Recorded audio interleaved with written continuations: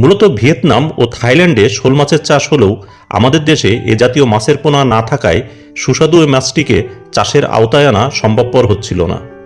একসময় দেশের প্রাকৃতিক জলাশয়ে এ মাছ পাওয়া গেলেও পরিবেশের বিপর্যয়, জলাশয় ভরাট সহ মানুষের বিরূপ আচরণে এ মাছ যখন বিলুপ্তের পথে, তখন কিছু খামারি ভাইয়েরা ভিয়েতনাম হতে 2011 সালের দিকে এ মাছের পোনা এনে চাষাবাদ শুরু করেন, কিন্তু পরবর্তীতে বিভিন্ন জটিলতায় আর সম্ভবপর হয়ে ওঠেনি।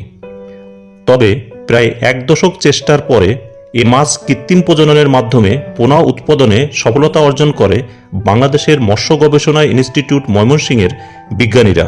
দেশে তারাই প্রথমবারের মতো স্বাদু পানিতে চাষ উপযোগী পোনা উৎপাদন করেন এবং এ মাছকে বিলুপ্তির হাত থেকে রক্ষা করেন।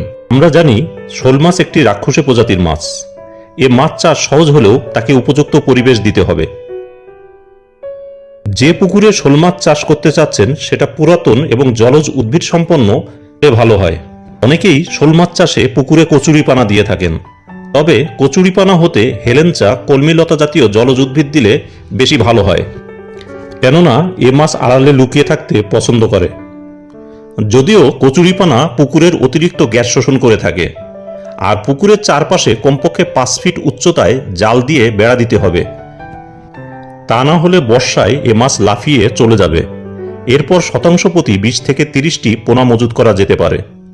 আমরা জানি শোল একটি রাক্ষসে ও মাংসাশী শ্রেণীর মাছ। এরা সাধারণত জুপ্লান্টন, পোকামাকড়, ছোট ব্যাঙ, মশার শুককীট ছাড়াও জলজ কীট পতঙ্গ খেয়ে থাকে। তাই এ মাছ যখন বড় হয় তখন ওই পুকুরে